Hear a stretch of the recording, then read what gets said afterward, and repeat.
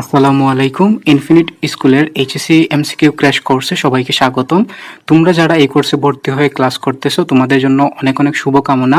My dear student, তোমরা এই কোর্সের প্রত্যেকটা ক্লাস খুব মনোযোগ দিয়ে করবা এবং তোমরা ক্লাস শুরুর আগে খাতা কলম ক্যালকুলেটর নিয়ে বসবা এবং আমরা যা বলবো তা খুব খুব মনোযোগ সহকারে শুনবা।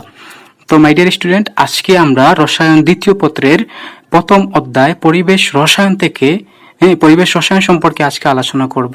তো এইটাতে শুধুমাত্র আমরা এমসিকিউ এর ক্ষেত্রে যে যে থিওরি প্রয়োজন সেই থিওরিগুলো আমরা একটু বিস্তারিত আলোচনা করব এবং তোমাদের যে যে জায়গায় সমস্যা হয় সেই সমস্যাগুলো তোমাদের বোঝানোর চেষ্টা করব। তো চলো আমরা আজকের ক্লাসটা শুরু করি। তো আমাদের প্রথমে যে জিনিসটা পরিবেশ রসায়নের শুরুতে আসে সেটা হচ্ছে গ্যাসের সূত্র। তো গ্যাসের কয়েকটা সূত্র আছে, তো সেই সূত্রগুলা বোঝার আগে আমাদের কয়েকটা টার্ম বুঝতে হবে। সেটা হচ্ছে তোমার প্রেসার, ভলিউম, টেম্পারেচার, মোল, অ্যামাউন্ট, এগুলো সম্পর্কে একটু জানতে হবে। তো আমাদের প্রথমে আসে হচ্ছে প্রেসার, মানে কি চাপ। তো চাপ নিয়ে যে জায়গায় ঝামেলা হয়, চাপের কিছু একক আছে, সেই এককগুলো সম্পর্কে আমাদের জানতে হবে। তো চাপের কিছু একক আছে, সেই এককগুলো তোমাদের জন্য আমি লিখে দিচ্ছি। দেখো হচ্ছে 1 অ্যাটমসফিয়ার সমান আমরা কি জানি, আমরা জানি হচ্ছে 76 সেন্টিমিটার পারদ-চাপ। তো এইখান থেকে আমরা লিখতে পারি, আমরা জানি 1 সেন্টিমিটার সমান 10 মিলিমিটার, এখান থেকে পাবো আমরা 760 মিলিমিটার পারদ-চাপ। তো আবার আমরা জানি কি 1 অ্যাটমসফিয়ার সমান 101325, এবং মনে রাখবা 101.325 কিলো প্যাসকেল। 1 অ্যাটমসফিয়ার সমান কিন্তু 101325 কিলো প্যাসকেল। আবার এটাকে আমরা যদি প্যাসকেলে নেই তাহলে আমরা পাই 101325 প্যাসকেল। আবার এটা সমান আমরা লিখতে পারি 760 টর। আবার 1 অ্যাটমসফিয়ার সমান 1 বার। এটা কিন্তু 1 অ্যাটমসফিয়ার সমান 0.97 বার, কিন্তু 0.97 আরো কিছু সংখ্যা থাকায় এটাকে আমরা 1 অ্যাটমসফিয়ার সমান 1 বার আমরা ধরে থাকি, বাট আসল মানটা কিন্তু 1 অ্যাটমসফিয়ার সমান 1 বার নয়, এটা ধরা হয় কাছাকাছি মান থাকায়। তো আশা করি এই জিনিসটা মনে রাখলেই তোমাদের একক নেওয়ার কোনো ঝামেলা হবে না। তো তোমরা এখন হচ্ছে 2 দিন পরে এইচএসসি পরীক্ষা দিবা, তো একটা একক থেকে আরেকটা এককে কিভাবে নিতে হয় সেটা নিয়ে আশা করি তোমাদের ঝামেলা হবে না। এখানে বিশেষ করে আমরা সবগুলা একক থেকে অ্যাটমসফিয়ারে নিয়ে যাওয়া লাগে অঙ্কের ক্ষেত্রে। তো এটা আশা করি তোমরা সবাই পারো, একটা একক থেকে আরেকটা এককে রূপান্তর। তো আশা করি এই চাপের এই এককগুলা তোমরা বুঝতে পারছো, এককগুলা টানা টানা মুখস্থ রাখবা। এই যে আমি যেভাবে লিখে দিছি এই সিকোয়েন্স অনুযায়ী তোমরা টানা টানা মুখস্থ রাখবা, তাহলে কোনো সমস্যা হবে না। তারপর যেটা আসে সেটা হচ্ছে আমাদের ভলিউম, মানে আয়তন। তো আয়তনের কিছু একক আছে, তো আয়তনের যে এককগুলা প্রয়োজন আমি তোমাদের সেই এককগুলা লিখে দিচ্ছি। আমাদের একটা হচ্ছে তোমার 1 মিটার কিউব সমান হচ্ছে 10 to the power cube litre. 1 metre cube সমান 1000 লিটার। তোমরা এইভাবে মনে রাখতে পারো, 1 মিটার কিউব সমান হচ্ছে 1000 লিটার। তো এইটা সমান আমরা লিখতে পারি আবার 10 টু দি পাওয়ার 6 মিলিলিটার। আমরা যদি মিলিলিটারে নিয়ে যাই তাহলে আমরা পাবো 10 টু দি পাওয়ার 6 মিলিলিটার। আর আরেকটা জায়গায় ঝামেলা হয়, আমাদের এইটা জানি আমরা অনেকেই 1 ডেসিমিটার কিউব সমান হচ্ছে 1 লিটার। এটা কিন্তু খুব ইম্পর্টেন্ট, 1 ডেসিমিটার কিউব সমান 1 লিটার, এটা মনে রাখবা। আর অনেক সময় সেন্টিমিটার কিউব দেওয়া থাকে আমাদের এককে, সেন্টিমিটার কিউব দেওয়া থাকে অনেক সময়। তো এই 1 সেন্টিমিটার কিউব এটা সমান আবার আমরা অনেকে ভুলে যাই, 1 সেন্টিমিটার কিউব সমান হচ্ছে 1 মিলিলিটার। 1 সেন্টিমিটার কিউব সমান হচ্ছে 1 millilitre. My dear student, 1 centimetre cube সমান 1 মিলিলিটার। আমরা দেখি গাণিতিক সমস্যার ক্ষেত্রে সেন্টিমিটার কিউবে দেখা থাকে বেশিরভাগ ক্ষেত্রে। তো এই জিনিসটা তোমরা মনে রাখবা, 1 সেন্টিমিটার কিউব সমান 1 মিলিলিটার। আবার 1 সেন্টিমিটার কিউব সমান হচ্ছে 1 সিসি। এই সিসি এককটাও প্রায় সময় আমরা দেখি যে সিসি এককটাও দেওয়া থাকে। তো মাই ডিয়ার স্টুডেন্ট, আশা করি এই ভলিউমের যে আয়তনের যে এককগুলো লিখে দিলাম এইখান থেকেই আসে পরীক্ষা। তো এই এককগুলোতে তোমাদের এরপরে আর কোনো সমস্যা হবে না। তো তোমরা এককগুলো খুব সুন্দর করে লিখে রাখো যাতে তোমরা পরীক্ষার আগে দেখে যেতে পারো। তো এই যে যতগুলো একক লিখে দিলাম, একটা একক থেকে আরেকটা এককের রূপান্তর, এগুলো আশা করি তোমরা পারবা। আর তোমরা এই এককগুলো বেশি বেশি করে লিখবা, কয়েকবার লিখলে দেখবা এগুলা মাথায় সেট হয়ে যাবে, তারপর আর কখনো ভুল হবে না। তো মাই ডিয়ার স্টুডেন্ট, আমরা পড়ে যাই। তারপরে আসে আমাদের টেম্পারেচার, তাপমাত্রা লাগে। তো তাপমাত্রার একক হচ্ছে বেশিরভাগ ক্ষেত্রে পরীক্ষায় সেলসিয়াস এককে দেয়া থাকে। তো সেলসিয়াস একক থেকে আমাদের কিসে নিতে হবে, আমাদের কেলভিনে নিতে হবে। আমাদের সেটা কিসে নিতে হবে, আমাদের কেলভিনে নিতে হবে। তো এইটা অনেকে আবার এইটা তোমরা 9 10 পড়ে আসতেছো যে তাপমাত্রার একক কেলভিনে নিতেই হবে। তো এইটা আমরা বুঝলাম। তারপর হচ্ছে মোল অ্যামাউন্ট বা মূল পরিমাণ। তো এটার একক আমরা সবাই জানি, এটার একক হচ্ছে মূল। তো একটা জিনিস হচ্ছে তোমাদের একক নিয়ে অনেক ঝামেলা, কারণ প্রশ্নে একই ধরনের একক দেয়া থাকে না। তো আমরা এই দুইটা জায়গায় ঝামেলায় পড়ি, একটা হচ্ছে চাপ এবং আয়তন। তো মাই ডিয়ার স্টুডেন্ট, এখানে আমি একটা লিখে রাখছি যে একক নিয়ে ঝামেলা আর হবে না, আর হবে না। তো একটু মনোযোগ দাও, এই জায়গায় একটু মনোযোগ দাও। আমি একটু ধীরে সুস্থে বলি এই জিনিসটা, কারণ আমার বেশিরভাগ স্টুডেন্ট এই জায়গায় ভুল করে, একক নিয়ে ঝামেলা করে। তো যারা আমার কাছে পড়েছো আগে, তাদের এই জায়গায় আশা করি সমস্যা হবে না। তাও তোমরা আরেকটু মনোযোগ দিয়ে দেখো, তাহলে তার আর পরবর্তীতে আর কখনো ভুল হবে না। তো আমাদের এই দুইটা একক নিয়ে ঝামেলা, একটা হচ্ছে চাপ আর একটা হচ্ছে আয়তন। তো মাই ডিয়ার স্টুডেন্ট, তোমরা যখন আমাদের চাপটা যখন অ্যাটমসফিয়ারে নিবা, তখন আয়তনটা লিটারে নিতে হবে। চাপ যদি আমরা অ্যাটমসফিয়ারে নেই, আয়তনটা লিটারে নিতে হবে। এবং আমরা যদি চাপটা প্যাসকেল এককে নেই, প্যাসকেল কিন্তু এসআই একক, প্যাসকেল এককে যদি নেই, তাহলে আমাদের আয়তনটা কিসে নিতে হবে? মিটার কিউব এককে নিতে হবে। আয়তনটা আমাদের কিসে নিতে হবে? মিটার কিউব এককে নিতে হবে। প্যাসকেল আবার আমরা জানি যে 1 প্যাসকেল সমান, এটাও লিখে দিই তোমাদের জন্য, 1 প্যাসকেল সমান 1 নিউটন পার মিটার স্কয়ার। এই জিনিসটাও তোমরা মনে রাখবো, অনেক সময় এমসিকিউতে দেয়া থাকে 1 মিটার প্যাসকেল সমান 1 কি নিউটন পার মিটার স্কয়ার। তো আমরা এই দুইটা জিনিস জানলাম, আমরা যে যদি চাপটা আমরা অ্যাটমসফিয়ারে নেই, তাহলে আয়তনটা লিটারে নিতে হবে, আর যদি চাপ প্যাসকেলে নেই, আমরা আয়তনটা মিটার কিউবে নিতে হবে। তো এই দুইটা আমরা ইউজ করে অঙ্ক করতে পারবো। তো মাই ডিয়ার স্টুডেন্ট, তোমরা যখন অঙ্ক করবা তখন এইটাই বেশি ইউজ করবা, অ্যাটমসফিয়ার এবং লিটার, অ্যাটমসফিয়ার প্লাস লিটার, এইটাই বেশি ইউজ করবা। কারণ দুইটা যদি তোমার মাথায় রাখতে চাও, তাহলে কিন্তু সমস্যা হয়ে যাবে। তোমরা এইটা বেশি ইউজ করবা, তাহলে আর সমস্যা হবে না। তো আশা করি একক নিয়ে ঝামেলা আর হবে না, আর হবে না। তো তোমরা আশা করি বুঝতে পারছো যে এভাবেই আমরা অঙ্কগুলো করব। তো সামনে আমরা আরো কিছু অঙ্ক প্র্যাকটিস করলে তোমরা এই জিনিসটা আরো পরিষ্কার হয়ে যাবে। তো চলো আমরা কন্টিনিউ করি ক্লাসটা। আমরা এবার গ্যাসের সূত্রগুলো নিয়ে আলোচনা করব। তো মাই ডিয়ার স্টুডেন্ট, এখন খুব গরম পড়েছে, এই গরমে তোমাদের জন্য এই ভিডিওগুলো রেকর্ড করছি। ফ্যান চালালে শব্দ পরিষ্কারভাবে বোঝা যায় না, তার জন্য ফ্যান বন্ধ, প্রচুর ঘামতেছি, তার মধ্যে ক্লাসগুলো নিচ্ছি। তো আমরা তোমাদের জন্য এত কষ্ট করতেছি, তোমরা ক্লাসগুলো একটু মনোযোগ দিয়ে করো মাই ডিয়ার স্টুডেন্ট। একটু মনোযোগ দিয়ে করে পরীক্ষা যদি একটা ভালো রেজাল্ট করতে পারো, তাহলে আমাদের চাইতে আর বেশি খুশি কেউ হবে না। আর আমরা যেহেতু নতুন, আমাদের এখন কিন্তু তোমাদের জন্য কাজ করার আগ্রহ অনেক বেশি। তো আমাদের আগ্রহটাকে তোমরা কাজে লাগাও। আমরা যে এত কষ্ট করে জিনিসগুলো দিচ্ছি, তোমরা নেও। হয়তো আমাদের ক্লাসগুলো হয়তো আরো বোর্ডে করার কথা ছিল, আমরা বোর্ডে করতে পারতাম, কিন্তু ওইরকম সামর্থ্য আমাদের নাই, তার জন্য এইভাবে করতেছি। এইটাও কিন্তু খুব খারাপ না, আমাদের জায়গা থেকে আমরা বেস্ট সার্ভিসটা দেওয়ার চেষ্টা করছি। বোর্ডের চাইতে এখন মনে করছি যে এইভাবে করলে তোমাদের জন্য ভালো একটা সেবা দিতে পারবো এইভাবে। আর আশা করি তোমরা ভালো একটা সেবা পাবো আমাদের কাছ থেকে, আর তোমরা পাচ্ছ। তো তোমরা আমাদের সাথেই থাকো, আমরা ইনশাল্লাহ তোমাদের ভালো কিছু দিতে পারবো। তো এবার আমরা গ্যাসের সূত্র নিয়ে আলোচনা করব।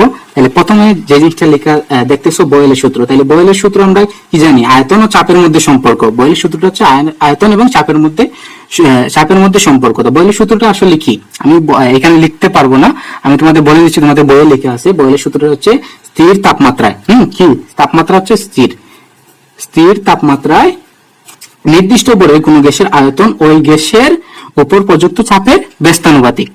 কি বলছি? স্থির তাপমাত্রায় নির্দিষ্ট ভরের কোন গ্যাসের আয়তন ওই গ্যাসের উপর প্রযুক্ত চাপের ব্যস্তানুপাতিক। তো দেখো মাই ডিয়ার স্টুডেন্ট, এই জায়গা থেকে আমরা কি পাই?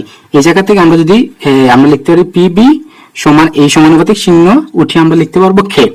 তারপর আমরা এইভাবে একটা সূত্র পাই, P1 B1 = P2 B2। এগুলো তোমরা অনেক আগে থেকে পড়ে আসছো, তো এগুলা নিয়ে আর বিস্তারিত বলার কিছু নাই। এই সূত্রটা আমাদের এটা হচ্ছে বয়েলের সূত্র। তো এইখান থেকে এমসিকিউ এ কিছু জিনিস আসে, সেই জিনিসগুলো তোমাদের জন্য একটু লিখে দেই।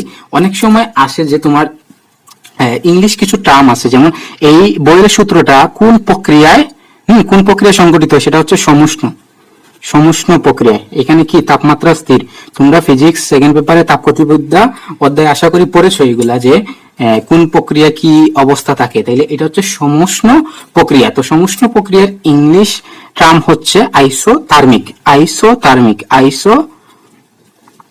আইসোথার্মিক। সংশ্লেষণ প্রক্রিয়া ইংলিশ টার্ম হচ্ছে আইসোথার্মিক। তো এমসিকিউতে যখন অ্যাডমিশন টাইমে তখন দেখবা এই যে বিশেষ করে মেডিকেলে এই ইংলিশ টার্মগুলো দিয়ে দেয়, স্টুডেন্টকে আটকানোর জন্য ইংলিশ টার্মটা দিয়ে দেয়। তো একটা কথা মনে পড়লো, আমাদের হচ্ছে কেমিস্ট্রির স্যার, তো স্যার হচ্ছে সালেক্টিভ সংশ্লেষণের সংজ্ঞাটা খুব ভালো পারতেন, বাট ওই সালেকশনের ইংলিশ টার্মটা জানতেন না, ওই সময়ের কথা বলতেছি। তো স্যার তখন একদিন আমাদের ক্লাসে এটা বলেছিলেন, তো ওই ইংলিশে আসছিল যে সালেকশনের সংখ্যাটা ইংলিশে জানতে চাইছিল, বাট স্যার কিন্তু খুব ভালো ওইটা পারতেন, বাট ইংলিশ টার্মটা না জানা এই জায়গায় উত্তর করে আসতে পারেননি। তো একটা জিনিস হচ্ছে তোমরা ইংলিশ টার্ম গুলো মনে রাখার চেষ্টা করবা। এখন হচ্ছে এইচএসসি তে ইংলিশ টার্ম আসে, তবে কম আসে, কিন্তু অ্যাডমিশন টাইমে গিয়ে দেখবা ইংলিশ টার্মের ছড়াছড়ি, কারণ ওই জায়গায় তোমাকে নেওয়ার জন্য পরীক্ষা নেয় না, হচ্ছে স্টুডেন্ট বাদ দেওয়ার জন্য। এর জন্যই তোমরা একটু সচেতন হও, ইংলিশ টার্ম গুলো মনে রাখার চেষ্টা করো, কারণ আমাদের ইংলিশ টার্ম গুলা দেই স্টুডেন্ট আটকানোর জন্য। তো তুমি একটু চালাক হও, ইংলিশ টার্ম গুলা মনে রাখার চেষ্টা করো, মনে রাখো, তাহলে তুমিও অনেক দূর এগিয়ে যাওয়া। তো এটা বয়লের সূত্রটা কোন প্রক্রিয়ায় সংগঠিত হয়? সংশ্লেষণ প্রক্রিয়া। সংশ্লেষণ প্রক্রিয়া ইংলিশ টার্ম হচ্ছে আইসোটার্মিক। তো আশা করি এটা তোমরা বুঝতে পারছো। আমরা যাই চার্লসের সূত্র। তো চার্লসের সূত্রটা হচ্ছে তোমার গ্যাসের আয়তন এবং তাপমাত্রার মধ্যে সম্পর্ক। গ্যাসের আয়তন এবং তাপমাত্রার মধ্যে সম্পর্ক। তো এই জিনিসটা কি? এই জিনিসটা হচ্ছে তোমার স্থির চাপে সংগঠিত হয়। পি স্থির থাকে, মানে কি চাপ স্থির থাকে। তো সূত্রটা আমি তোমাদের জন্য বলে দিই। সূত্রটা হচ্ছে স্থির চাপে নির্দিষ্ট ভরে গ্যাসের আয়তন এর পরম তাপমাত্রা সমানুপাতিক। স্থির চাপে নির্দিষ্ট ভরে কোনো গ্যাসের আয়তন এর পরম তাপমাত্রার সমানুপাতিক। এই যে বি সমানুপাতিক টি, তাহলে এই জায়গা থেকে আমরা লিখতে পারি এই যে V by T is equal to K, সমানুপাতিক চিহ্ন উঠিয়ে তারপরে আমরা পাবো B one by T one is equal to B two by T two.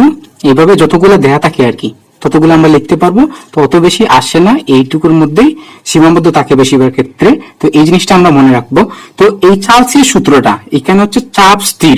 তো চাপ স্থির থাকলে কোন প্রক্রিয়া? মাই ডিয়ার স্টুডেন্ট, তোমরা বলো তো চাপ স্থির থাকলে কোন প্রক্রিয়া? চাপ স্থির থাকলে হচ্ছে আমাদের সমচাপীয় প্রক্রিয়া। তাহলে চার্লসের সূত্র কোন প্রক্রিয়া সংগঠিত হয়? সমচাপীয় প্রক্রিয়া সংগঠিত হয়। আর সমচাপীয় ইংলিশ টার্ম হচ্ছে আইসোবেরিক। আইসোবেরিক লেখাগুলা বোঝা যাচ্ছে, ভিডিও ভালো বোঝা যাচ্ছে। যদি সাউন্ডে কোনো সমস্যা হয় তোমরা জানাবা। অনেক সময় সবকিছু কিন্তু আমাকেই মেনটেন করতে হয়, ভিডিও রেকর্ড হচ্ছে কিনা, সাউন্ড ঠিক আছে কিনা। তো মাই ডিয়ার স্টুডেন্ট, যদি কোনো ভুল হয় সেই ভুলগুলো তোমরা ক্ষমা সুন্দর দৃষ্টিতে দেখবা। আর কোনো সমস্যা হলে তোমরা জানাবা, পরে জানাবা। আর আমাদের ক্লাসটা আমরা চালিয়ে নিই। তো চার্লসের সূত্র কোন প্রক্রিয়া সংগঠিত? সমচাপীয় প্রক্রিয়া। সমচাপীয় প্রক্রিয়ার ইংলিশ টার্মটা হচ্ছে আইসোবেরিক। আর চার্লসের সূত্রটা হচ্ছে B one by T one, B two by T two. তো চলো আমরা সামনের দিকে যাই। সামনে আমরা কি লেখা দেখতেছি? গেলুসাকের সূত্র। গেলুসাকের সূত্রের সম্পর্ক হচ্ছে তোমার চাপ এবং আয়তনের মধ্যে সম্পর্ক। তো এখান থেকে আমরা কি পাই? এটা হচ্ছে তখন সংগঠিত হয় যখন হচ্ছে তোমার আয়তন স্থির থাকে। আয়তন স্থির থাকে। তাহলে এখান থেকে আমরা ফর্মুলা কি পাবো? এখান থেকে দেখো, আমি একটু তাড়াতাড়ি লিখতেছি। এখানে আমরা P by T is equal to K লিখতে পারবো। তারপর এই ফর্মুলাটা পাবো P one by T one is equal to P two by T two. তোমরা অনেক পড়ে এসেছো, এগুলো জানো। আর এখানে তুমি শেষের দিকে কয়েকদিন পরে এইচএসসি পরীক্ষা, এখন এমসিকিউ কোর্সটা করতে এসেছো, তো এগুলা আশা করি তোমরা জানো। তো আমি মাঝে মাঝে অনেক কিছু স্কিপ করবো, তোমাদের সমস্যা থাকলে তোমরা বই থেকে দেখে নিবা। তো দেখো, আমরা এখান থেকে এই ফর্মুলাটা পাবো। এটা হচ্ছে আমাদের কি গেলুসাকের সূত্র। তো এখানে হচ্ছে গেলুসাকের এই যে ফর্মুলা, এই গেলুসাকের যে প্রক্রিয়াটা, এটা হচ্ছে তোমার কখন কোন প্রক্রিয়ায় কাজ করে। গেলুসাকের সূত্রটা কোন প্রক্রিয়ায় কাজ করে? দেখো এখানে কি স্থির? আয়তন স্থির। তাহলে আয়তন স্থির থাকলে কি হয়? সম আয়তনীয়। মাই ডিয়ার স্টুডেন্ট, আয়তন স্থির থাকলে কি হয়? স্থির আয়তনে কোন প্রক্রিয়া সংঘটিত হয়? সম আয়তনীয়। তো সম আয়তনীয় হচ্ছে তোমার ইংলিশ টার্মটা হচ্ছে তোমার আইসোকরিক। ইংলিশ টার্মটা হচ্ছে আইসোকরিক। তাপ আয়তনের ইংলিশ টার্মটা হচ্ছে আইসোকরিক। তাইলে গেলুসাকের সূত্রটা কোন প্রক্রিয়া সংগঠিত হয়? সূত্রের যে প্রক্রিয়াটা, এটা হচ্ছে সমায়তনীয় প্রক্রিয়া, আর ইংলিশ টার্ম হচ্ছে আইসোকরিক। তারপর হচ্ছে অ্যাভোগাড্রোর সূত্র। অ্যাভোগাড্রোর সূত্রের সম্পর্ক হচ্ছে তোমার আয়তন এবং মূল সংখ্যার মধ্যে। তো এখান থেকে আমরা কি ফর্মুলা পাবো? এখান থেকে ফর্মুলা পাবো B one by N one is equal to B two by N two. তো আগে অনেকবার দেখিয়েছি এই কিভাবে ফর্মুলাটা আসে। তো এখন আমি সরাসরি লিখে দিলাম B one by N one is equal to B two by N two. তো আশা করি এটা তোমরা বুঝতে পারছো। তারপরে পরের অংশে আমরা যাচ্ছি। পরের অংশটা হচ্ছে গ্যাসের সমন্বয় সূত্র।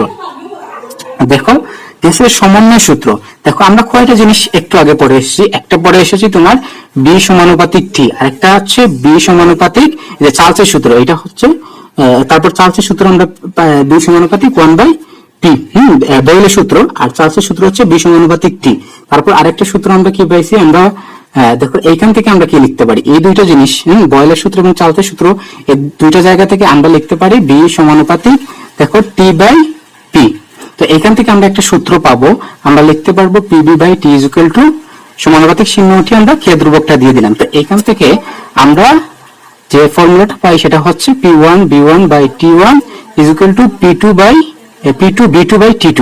এটা হচ্ছে আমাদের গ্যাসের সমন্বয় সূত্র।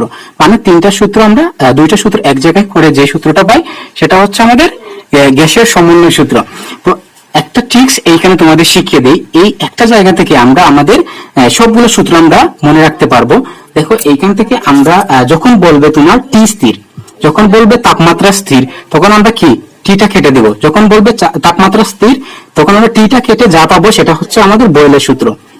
তোমার রেস্টুরেন্ট তোমরা অনেক সময় পরীক্ষায় ধরতে পারো না, যখন বলে স্থির তাপমাত্রা, স্থির আয়তনে, স্থির চাপে, তখন কোন সূত্র হবে সেটা তোমরা ধরতে পারো না, বয়েলের সূত্র হবে না চার্লসের সূত্র হবে, তখন তোমরা ধরতে পারো না। তো এই টিক্সটা তোমরা মনে রাখবা, যখন বলবে তাপমাত্রা স্থির, তোমরা টিটা কেটে দিয়ে যেটা পাবা ওইটা হচ্ছে তোমার স্থির তাপমাত্রা। স্থির তাপমাত্রা তার মানে কি বয়েলের সূত্র এইটা। তারপর যদি আয়তন স্থির বলে তাহলে বি কেটে দিবা, বি কেটে বাকি যে অংশটা থাকে সেটা হচ্ছে আমাদের ফর্মুলা। তাহলে যদি বলে আয়তন স্থির, তাহলে আমরা পাবো P1/T1 = P2/T2। এটা কি গেলসকের সূত্র। এটা কখন সংঘটিত হয়, যখন আয়তন স্থির থাকে। তো আয়তন স্থির থাকলে এই ফর্মুলাটা আমরা ইউজ করব। আর যদি বলে চাপ স্থির, আমরা সেম একইভাবে পিটা কেটে দিব, পি কেটে দিয়ে যে অংশটা পাবো আমরা পাবো এই যে B1/T1 = B2/T2। এটা হবে আমাদের যখন বলবে কি চাপ স্থির, স্থির চাপে, তখন হচ্ছে আমরা এই ফর্মুলা ইউজ করব। তো দেখো মাই ডিয়ার স্টুডেন্ট, আমাদের কিন্তু মুখস্থ করা লাগতেছে না। আমাদের যে বয়েলের সূত্র আমরা কখন স্থির তাপমাত্রা এই সূত্র ইউজ করতে হবে, স্থির আয়তনে এই সূত্র ইউজ করতে হবে, তারপর হচ্ছে স্থির চাপে এই সূত্র ইউজ করতে হবে। আজকের পর থেকে আশা করি আর জিনিসটা মুখস্থ করতে হবে না, আমরা জাস্ট এই যে সমন্বয় সূত্র, গ্যাসের সমন্বয় সূত্রটা আমরা মনে রাখবো, সেইখান থেকে আমরা কাটাকুটি করে আমাদের সূত্রগুলা বের করে নিয়ে আসবো। তো এটা কিন্তু খুব মজার, মেডিটেশন তোমরা এভাবে মজা করে পড়ো। আমরা একটু ঠিকই ওয়েতে পড়বো, তাহলে কিন্তু আমরা কম পড়ে আমরা পরীক্ষা ভালো রেজাল্ট করতে পারবো। আর আলটিমেটলি যারা পরীক্ষা ভালো রেজাল্ট করবে তাদেরকে সবাই সম্মান দিবে। তুমি কতটা মুখস্থ করতে পারতেছো সেটা না, একটু এখানে হচ্ছে সিলেবাস অনেক বেশি, তোমাকে একটু ট্রিকি ওয়েতে কাজ করতে হবে, ট্রিকি ওয়েতে পড়তে হবে, তাহলে কিন্তু তুমি পরীক্ষা ভালো রেজাল্ট করতে পারবা। তো গ্যাসের সমন্বয় সূত্র সম্পর্কে আমরা বুঝতে পারলাম। তারপরে আমাদের আসে হচ্ছে আদর্শ গ্যাস সমীকরণ। তো আদর্শ গ্যাস সমীকরণটা আমরা সবাই জানি, PV = nRT। এখানে সবগুলোর পরিচয় নিয়ে আমরা আলোচনা করেছি। তো এখানে আরটা কি, আরটা হচ্ছে আমার মূলার গ্যাস ধ্রুবক। আর এই আরটা হচ্ছে মূলার গ্যাস ধ্রুবক, মূলার গ্যাস ধ্রুবক। তো এই আর এর একক নিয়ে কখন আমরা আর এর কোন এককটা নিব, এটা নিয়ে অনেক সময় তোমরা ঝামেলায় পড়ো। তো মাই ডিয়ার স্টুডেন্ট, আজকের পর থেকে আশা করি তোমাদের ঝামেলা পড়তে হবে না।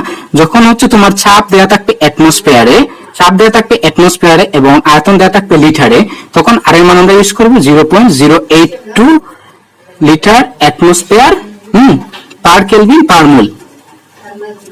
আমরা এই এককটা ব্যবহার করব কখন, যখন আমাদের চাপ হচ্ছে অ্যাটমসফিয়ার এবং আয়তন লিটারে দেওয়া থাকবে, তখন হচ্ছে এইটা।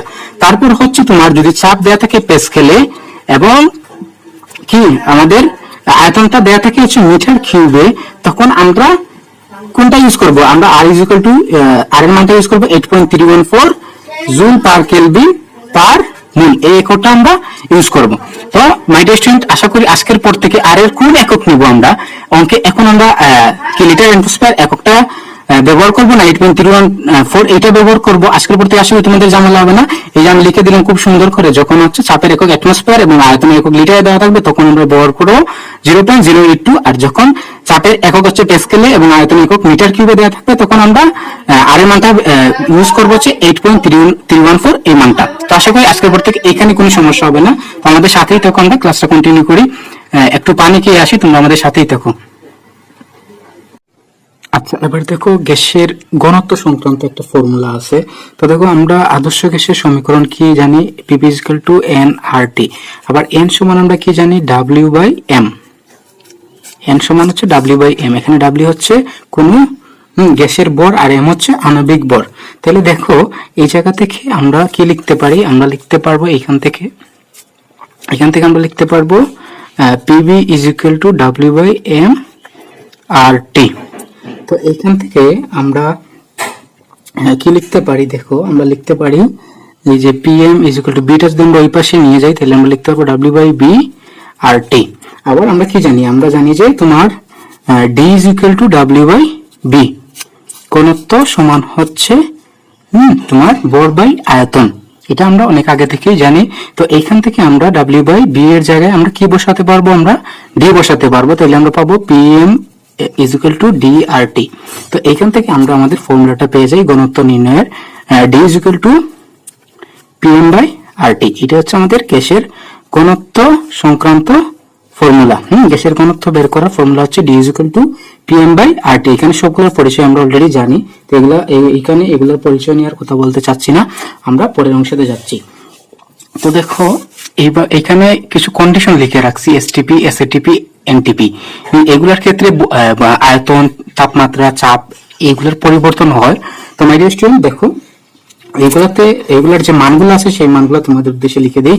তো বললাম এসটিপি তে আয়তন কত, এসটিপি তে আয়তন হচ্ছে 22.4 লিটার, এসএটিপি তে হচ্ছে তোমার 24.789, 24.789, আর এনটিপি তে হচ্ছে 24.05 লিটার। এগুলো হচ্ছে এসটিপি তে আয়তনে, তো এসএটিপি তে আয়তনে, তো এনটিপি তে আয়তনে। এই জিনিসগুলো তোমরা মুখস্থ রাখার চেষ্টা করবা। তারপর দেখো টেম্পারেচার। এসটিপি তে টেম্পারেচার হচ্ছে তোমার 0 ডিগ্রি সেলসিয়াস বা অর 273 কেলভিন, আর এসএটিপি তে হচ্ছে 25 ডিগ্রি সেলসিয়াস কক্ষ তাপমাত্রা, অর 273 সাথে 25 যোগ করলে এটাকে আমরা কেলভিনে প্রকাশ করলে পাবো তোমার 298 কেলভিন। আর তোমার এনটিপি তে হচ্ছে 20 ডিগ্রি সেলসিয়াস, 20 ডিগ্রি সেলসিয়াসকে আমরা কেলভিনে নিলে পাবো 293 কেলভিন। তো এগুলোর কিছু চাপ, নির্ধারিত চাপ আছে।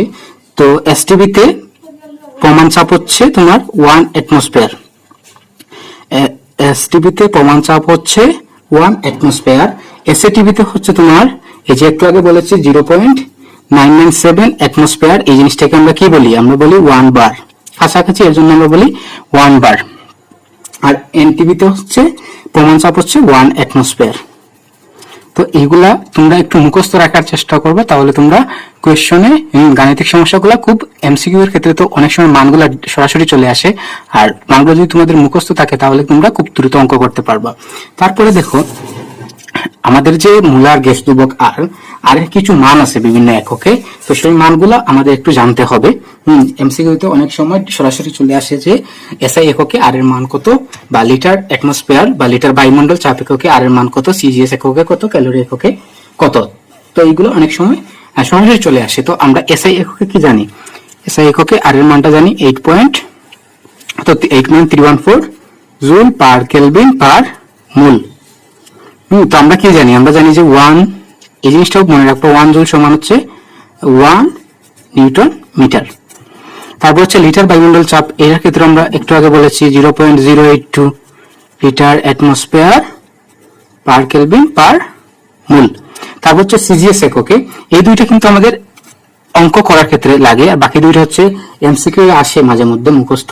তো সিজিএস এককে আর এর মানটা হচ্ছে 8.314 into 10 to the power 7 arg per Kelvin per mole, per Kelvin per mole। আর তারপর হচ্ছে তোমার ক্যালোরি এককে হচ্ছে, ক্যালোরি এককে আর এর মানটা হচ্ছে 1.987 ক্যালোরি পার কেলভিন পার মোল। তো এই চারটা এককের মধ্যে প্রথম দুইটা আমাদের সরাসরি অঙ্কে লাগে, আর বাকি দুইটা এমসিকিউ তে আসে। দুইটার মানটা মনে রাখবা। তো আমরা জানি যে তোমার যে 10 to the power 7 সমান হচ্ছে E erg, 10 to the power 7 erg সমান হচ্ছে 1 জুল। এটা মনে রাখবা, 10 to the power 7 আর্গ সমান হচ্ছে 1 জুল। অনেক সময় এমসিকিউতে চলে আসে যে 1 জুল সমান কত আর্গ। তো এটা মনে রাখবা। আর অনেক সময় আর এর একটা কোয়েশ্চন আসে মুলার গ্যাস ধ্রুবক থেকে, বাংলায় সেটা আসে, যেমন আর এর মাত্রাটা, আর এর মাত্রা।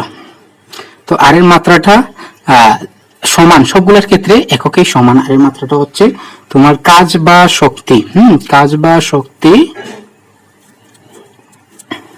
ডিগ্রি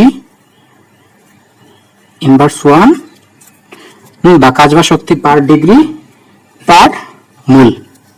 অনেক সময় বাংলায় চলে আসে যে আর এর মাত্রা কোনটি, তো কাজ বা শক্তি পার ডিগ্রি পার মূল, কাজ বা শক্তি পার ডিগ্রি পার মূল। তো আশা করি এটা তোমরা বুঝতে পারছো, এটা কিন্তু খুব ইম্পর্টেন্ট। এটা খুব ইম্পর্টেন্ট। তো এটা তোমরা মনে রাখার চেষ্টা করবা যে মুলার গেস্টবুকের মাত্রা কাজ বা শক্তি পার ডিগ্রি পার মূল।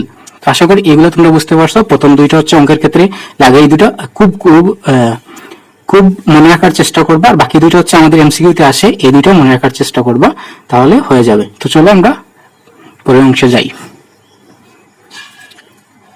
এবার আমরা গ্রাফ নিয়ে কিছু আলোচনা করব। তো আমাদের গ্রাফ থেকে মাঝে মধ্যে দেখা যায় যে কোয়েশ্চেন চলে আসে। তো আমরা প্রথম যে গ্রাফটা দেখবো এটা হচ্ছে তোমার বয়েলের সূত্র, বি সমানুপাতিক 1/p। এখানে এই সূত্র থেকে তোমার চাপ এবং আয়তনের গ্রাফটা আঁকতে হবে। তো এই গ্রাফগুলো নিয়ে বিস্তারিত এখন যদি আলোচনা করতে যাই তাহলে অনেক সময় লেগে যাবে। তো এইটার গ্রাফটা হবে এইরকম একটা গ্রাফ হবে, এইরকম একটা গ্রাফ হবে। তো যদি তোমাদের গ্রাফ নিয়ে আলাদা ক্লাস লাগে তাইলে তোমরা কমেন্ট করে জানাবা, আমরা গ্রাফ থেকে সম্পূর্ণ একটা ক্লাস, গ্রাফ শুধু গ্রাফ নিয়ে সম্পূর্ণ একটা ক্লাস দেওয়ার চেষ্টা করব। তো তোমরা জানাবা। তো যারা অলরেডি আমার ক্লাস করেছো তারা অবশ্যই গ্রাফ সম্পর্কে ভালো ধারণা আছে যারা পড়েছো। তো চলো এটা আমরা বুঝতে পারলাম। তারপর আরেকটা হচ্ছে তোমার হচ্ছে 1/p এবং আয়তনের 1/p এবং আয়তনের গ্রাফ নির্ণয়ের কথা বলে। তো এইখান থেকে আমরা দেখো এই ফর্মুলা ইউজ করে আমরা লিখতে পারবো বি সমান, এই যে সমানুপাতিক চিহ্ন দিয়ে আমরা একটা কে ধ্রুবক নিব, তারপর হচ্ছে 1/p। তাহলে দেখো এইটা আমরা কার সাথে কল্পনা করতে পারতেছি, আমরা y = mx, y = mx মানে মূল বিন্দুগামী সমীকরণ। বাট এটা কিন্তু মূল বিন্দুগামী হবে না, একটু সামনে থেকে হবে, এখানে আমরা ডট ডট দিয়ে দিই। তো এটা হচ্ছে শুরু থেকে কাজ করে না, এর জন্য একটু উপর থেকে যায়। তো এই দুটো গ্রাফ আমরা আশা করি বুঝতে পারছি। আর একটা গ্রাফ আমাদের বুঝতে হবে, সেটা হচ্ছে পিবি বনাম পি, পিবি বনাম পি। তো এই গ্রাফটা হচ্ছে আমাদের এই যে আদর্শ গ্যাসের সমীকরণ থেকে আসবে, পিবি = nRT। তো এখানে দেখো আমাদের পিবি সমানুপাতিক টি, বাট এখানে আমাদের কার কার তোমার হচ্ছে পিবি এবং পি, পিবি ভার্সেস পি। তো এই গ্রাফটা হচ্ছে এইভাবে হবে, মানে এই জিনিসটা এখানে কিন্তু মানটা পরিবর্তন হচ্ছে না। ধরো হচ্ছে আমাদের পিবির মানটা হচ্ছে 20, তাহলে এখানে পি এর মান হবে ধরো তোমার 4, আর তোমার বি এর মানটা হচ্ছে 5, তাহলে তোমার 20 আসতেছে। তারপর যদি পি এর মানটা হয় 5 তাহলে বি এর মানটা হবে 4, তাহলে 20 আসতেছে। অথবা যদি পি এর মান 10 হয় তাহলে বি এর মান হবে 2, এই ক্ষেত্রে 20 আসতেছে। অথবা এটার মান 2 হলে এটার মান হবে 10, তাহলে 20 আসতেছে। মানে এইভাবে এই গ্রাফটা কাজ করে। তো আশা করি এই তিনটা গ্রাফ বুঝতে পারছো। পরীক্ষায় এই তিনটা গ্রাফই আসে, মোটামুটি এই তিনটা গ্রাফই আসে। আর বাকি যেগুলো আসে এগুলো আমরা একটু ক্যালকুলেশন করে এগুলো ওই গ্রাফগুলো আমরা বের করে নিয়ে আসতে পারবো। তো আশা করি গ্রাফও তোমরা বুঝতে পারছো। আর তোমাদের যদি গ্রাফ সম্পর্কে বিস্তারিত ক্লাস লাগে, গ্রাফের বেসিকটা বুঝলে আমরা যে কোনো গ্রাফ সলভ করতে পারবো। তো যদি বিস্তারিত ক্লাস লাগে তোমরা কমেন্ট করে জানাবা। তো চলো আমরা পরের কোয়েশ্চনে যাই। এইবার হচ্ছে আমরা কিছু অঙ্ক সলভ করবো। আমরা থিওরি নিয়ে বেশ আলোচনা করেছি, এবার হচ্ছে আমরা কোয়েশ্চন সলভ করি। চলো আমাদের কোয়েশ্চনে কি বলছে দেখো, 25 ডিগ্রি সেলসিয়াস তাপমাত্রায় 1 অ্যাটমসফিয়ার চাপে, তাহলে পি একটা পি দেয়া আছে। তারপর হচ্ছে তোমার 4 লিটার বি দেয়া আছে, অক্সিজেন গ্যাসকে 0.8 লিটার আরেকটা বি দেয়া আছে। তাহলে এটা হচ্ছে B1, এটা হচ্ছে B2। এ পর্যন্ত করতে চাপ বৃদ্ধির পরিমাণ কত? তাহলে দেখো আমাদের কি কি দেয়া আছে, এখানে P1 একটা দেয়া আছে আর আরেকটা পি আমাদের নির্ণয় করতে হবে। তাহলে দেখো আমরা আমাদের বয়েলের ফর্মুলা ইউজ করে আমরা সমাধান করতে পারবো। আমাদের ফর্মুলা হচ্ছে P1 B1 = P2 B2। এখান থেকে আমাদের কিসের মান বের করতে হবে, P2 এর মানটা বের করতে হবে। তাহলে P2 আমরা লিখতে পারবো, দেখো হচ্ছে P2 হচ্ছে P1 এর মানটা হচ্ছে 1 অ্যাটমসফিয়ার, আর তোমার হচ্ছে B1 এর মানটা হচ্ছে 4 লিটার, আর তোমার এইখানে P2 যদি আমরা ওই পাশে নিয়ে যাই তাহলে B2টা থাকে, B2টার মান হচ্ছে 0.8। তো তাইলে এটা আমরা ভাগ করলে পাবো হচ্ছে 5 অ্যাটমসফিয়ার। মাই ডিয়ার স্টুডেন্ট, অনেকে এই যে এই অপশনে 5 দেখে 5 দাগিয়ে আসবে, কিন্তু এখানে কিন্তু এইটা বলে নাই। মাই ডিয়ার স্টুডেন্ট একটু মনোযোগ দাও। এখানে কিন্তু বলছে কি চাপ বৃদ্ধির পরিমাণ কতটুকু বৃদ্ধি পাইছে। তাহলে আগে কত ছিল, আগে মাই ডিয়ার স্টুডেন্ট আগে ছিল হচ্ছে তোমার 1 অ্যাটমসফিয়ার, এখন হচ্ছে 5 অ্যাটমসফিয়ার। তাহলে আমাদের চাপ বৃদ্ধির পরিমাণ কত, আমরা 5 থেকে যদি 1 বাদ দেই তাহলে যেটা পাবো সেইটাই উত্তর, আমাদের 4 অ্যাটমসফিয়ার। এটা হচ্ছে চাপ বৃদ্ধির পরিমাণ। তাহলে এখানে কতটুকু চাপ বৃদ্ধি পাইছে, 4 অ্যাটমসফিয়ার বৃদ্ধি পাইছে। তাহলে আমাদের উত্তর কি হবে, 4 অ্যাটমসফিয়ার হবে। এই জায়গায় কিন্তু তোমার দেখা যাবে যে 50% স্টুডেন্ট এখানে 5 অ্যাটমসফিয়ার দাগিয়ে আসবে, কারণ এই যে আমরা অঙ্ক করে খুব সুন্দর করে 5 পাইছি। বাট এই জায়গায় কিন্তু এই জিনিসটা জানতে চাইনি, জানতে চাইছে কতটুকু বৃদ্ধি পাইছে। বৃদ্ধি পাইছে আমাদের 4 অ্যাটমসফিয়ার। তো এই জিনিসটা বুঝতে পারছো। আমরা পরের অংশে যাই। দেখো এই কোশ্চেনে কি বলছে, দেখো 37 ডিগ্রি সেলসিয়াস তাপমাত্রায় 102.4 কিলো প্যাসকেল চাপে 590 সেন্টিমিটার কিউব আয়তনের কোন একটি গ্যাসের ভর হচ্ছে 0.762 গ্রাম হলে গ্যাসের আণবিক ভর নির্ণয় করতে হবে। আমাদের কি বের করতে হবে, আমাদের আণবিক ভর এমটা বের করতে হবে। তাহলে এখানে কিসে কার কার মান দেয়া আছে, দেখো আমাদের চাপ দেয়া আছে, তাপমাত্রা দেয়া আছে, চাপ দেয়া আছে, তাপমাত্রা দেয়া আছে, আয়তন দেয়া আছে। আমরা দেখো এই সবগুলো ফর্মুলা কিন্তু আমরা আমার আদর্শ গ্যাসের সমীকরণ PV equal to N R টি তে বসাতে পারবো। আর যেহেতু এখানে এন সমান ডাব্লিউ বাই এম, এখানে মূল সংখ্যা রিলেটেড জিনিস আছে, আমাদের এমটা বের করতে হবে। যেহেতু ডাব্লিউ মানটা দেয়া আছে তাহলে আমাদের এই ফর্মুলা আমরা ইউজ করতে পারবো। তো এখান থেকে আমরা দেখো পরবর্তীতে লিখতে পারি PV equal to W by M R T. এখান থেকে আমরা এম এর ফর্মুলা পাবো, এম সরাসরি লিখতে পারবো তোমার ডাব্লিউ আর টি বাই হচ্ছে তোমার পিবি। এবার আমরা মানগুলো বসাই। দেখো ডাব্লিউ মান কত দেওয়া আছে, 0.762 গ্রাম, 0.762 গ্রাম। তাহলে আমরা বসাই 0.762 গ্রাম হচ্ছে ডাব্লিউ মান। আর এর মান আমরা কি জানি, আর এর মান হচ্ছে যখন তোমার হচ্ছে পিবি দেয়া থাকে, পিবি দেয়া থাকলে স্টুডেন্ট তোমাদের একটা ট্রিক্স বলেছিলাম, যখন পিবি দেয়া থাকবে তখন আমরা কি ইউজ করব, আমরা ইউজ করব 0.082। তারপর হচ্ছে আমরা তাপমাত্রা দেয়া আছে সেলসিয়াসে, আমাদের কেলভিন নিতে হবে। তাহলে 273 এর সাথে 37 যোগ করে আমাদের কত আসবে স্টুডেন্ট, 310 আসবে। তারপর হচ্ছে এই যে কিলো প্যাসকেল দেয়া আছে, এটাকে আমাদের কিসে নিতে হবে, প্যাসকেলে। যেহেতু আমরা লিটার অ্যাটমসফিয়ার এককে আমাদের আর এর মানটা বসাইছি, সেহেতু আমাদের এই মানটা কিসে নিতে হবে, প্যাসকেলে নিতে হবে। তাহলে আমাদের 102.4 এটাকে আমরা যদি প্যাসকেলে নিয়ে যাই তাহলে আমাদের কত দ্বারা ভাগ করতে হবে, 101.325 দ্বারা ভাগ করতে হবে। তারপরে হচ্ছে আমাদের বিটা কিসে দেওয়া আছে, সেন্টিমিটার কিউবে দেওয়া আছে। তো সেন্টিমিটার কিউব থেকে আমাদের কিসে নিতে হবে, আমাদের নিতে হবে হচ্ছে মিটার কিউবে। তাহলে মিটার কিউবে যদি আমরা নিয়ে যাই তাহলে আমাদের কত দ্বারা ভাগ করতে হয়, আমাদের ক্যালকুলেটর বসাইলে আমাদের উত্তর আসবে 22.48 এরকম একটা আনসার আসে। আমাদের আনসারটা হবে বি, এই আনসারটা হবে, এই অপশনটা আনসার হবে। তো দেখো এটা হচ্ছে ক্যালকুলেটর থাকলে আমরা এইভাবে সলভ করব, যখন তোমার হাতে ক্যালকুলেটর নাই। তো মাই ডিয়ার স্টুডেন্ট এখানে এই যে মানগুলো দেয়া আছে, এই পাশাপাশি মানের কোন মৌলের যেটা গ্যাস এবং তার পারমাণবিক সংখ্যা এগুলোর সাথে ম্যাচ করে। দেখো অক্সিজেন একটা গ্যাস, অক্সিজেনের আণবিক ভর হচ্ছে তোমার কত, 32। আণবিক ভর হচ্ছে 32, এটা কিন্তু আমরা জানি। তো এই তাহলে কিন্তু বাকি অপশনগুলো তুমি বাদ দিয়ে এইটাই দাগিয়ে আসবা। জাস্ট একটু মাথা কোন একটা গ্যাস, যে গ্যাসের আণবিক ভর এগুলোর মধ্যে পড়ে। তো আমরা জানি যে অক্সিজেন গ্যাসের আণবিক ভর হচ্ছে 32। তো তোমরা এইটা যদি চিন্তা করতে পারো পরীক্ষার হলে তাহলে এটা দেখিয়ে আসবা যখন ক্যালকুলেটর না থাকবে। তো এটা হচ্ছে একটা ক্যালকুলেটর থাকতে হবে এই অঙ্কে করতে হলে। তো ক্যালকুলেটর না থাকলে যদি চলে আসে, অনেকবার চলে আসছে এই জায়গায়, এই অঙ্কটা চলে আসছে, তো আমাদের তো ক্যালকুলেটর নাই, আমরা এইভাবে সহজভাবে চিন্তা করলে আমাদের কিন্তু অঙ্ক করতে হচ্ছে না, আমরা এটা অপশন এ দাগিয়ে আসবো। তো চলো আমরা সামনের দিকে যাই। এবারে প্রশ্নটা দেখো, প্রশ্ন কি বলছে, 1 মিটার কিউব হাইড্রোজেন গ্যাসের তাপমাত্রা হচ্ছে 17 ডিগ্রি সেলসিয়াস। স্থির চাপে গ্যাসটিকে সংকোচিত করে আয়তন এত করা হলে গ্যাসটির তাপমাত্রা কি পরিবর্তন হবে। তাহলে এখানে কি দেয়া আছে, দেখো আমাদের চাপ দেয়া আছে একটা, চাপ দুইটা, তাহলে এটা হচ্ছে P1, এটা হচ্ছে তোমার P2। তাপমাত্রা দেয়া আছে একটা, তাহলে এটা T1, আর আরেকটা আমাদের বের করতে হবে, এটা হচ্ছে T2।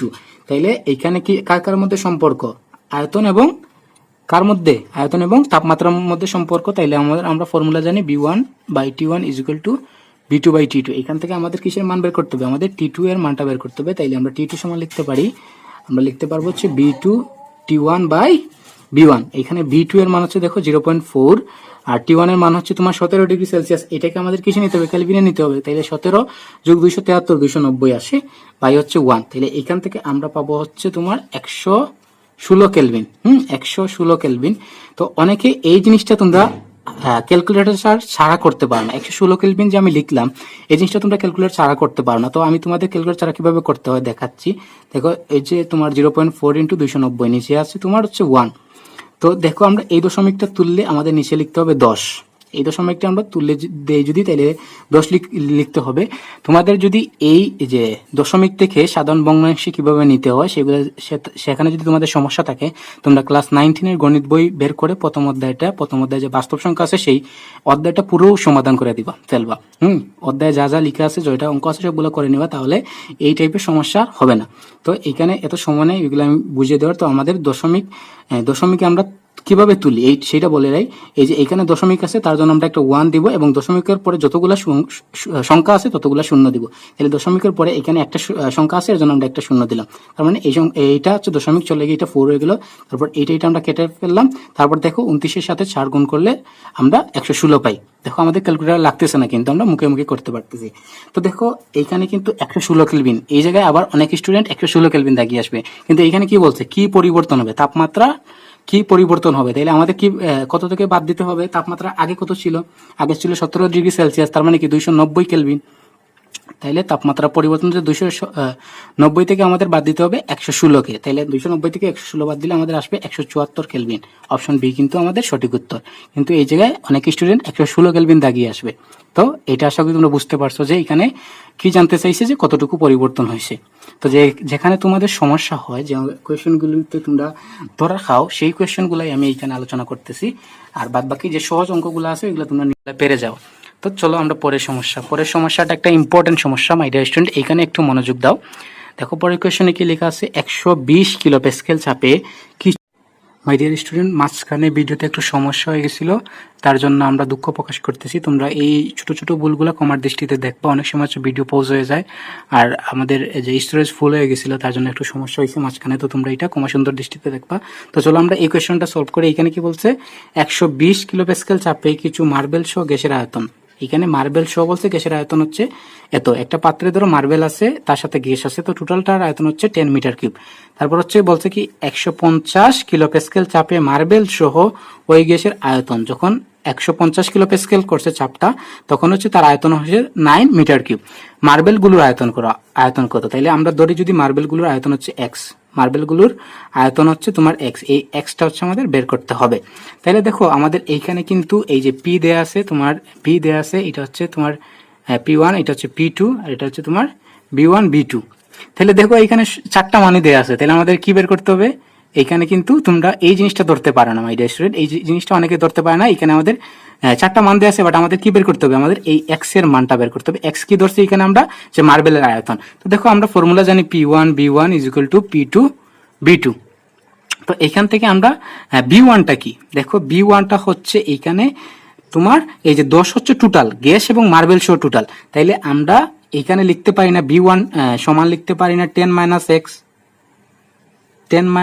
এক্স। তাইলে আমরা কি 10 থেকে যদি আমরা এক্সটা বাদ দিই, তাহলে আমরা কিন্তু আমরা কার মানটা পাবো, আমরা গ্যাসের আয়তনটা পাবো। আর যেহেতু আমাদের এখানে গ্যাস নিয়ে আমাদের কাজ, তো গ্যাসের বাইরে যা কিছু আসে সেটাকে আমাদের বাদ দিতে হবে। তাহলে যেহেতু এখানে মার্বেল সহ বলছে আয়তন এত, তো আমরা কি মার্বেলের অংশটা বাদ দিয়ে দিলাম। তাইলে আমরা B1 সমান লিখতে পারি 10 মাইনাস এক্স। ঠিক একইভাবে আমরা B2 সমান লিখতে পারবো তোমার, যে এই যে গ্যাস মার্বেল সহ গ্যাসের আয়তন 9, তাহলে আমরা লিখতে পারবো 9 মাইনাস এক্স। আর তোমার P1 এর মান হচ্ছে তোমার 120 কিলোপ্যাসকেল, আর তোমার P2 হচ্ছে তোমার কত, P2 হচ্ছে তোমার 150 কিলোপ্যাসকেল।